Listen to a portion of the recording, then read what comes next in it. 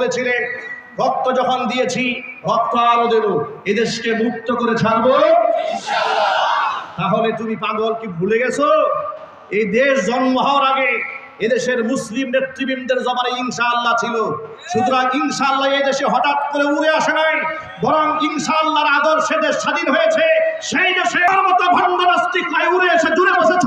কথা বলতে হবে মুসলমান।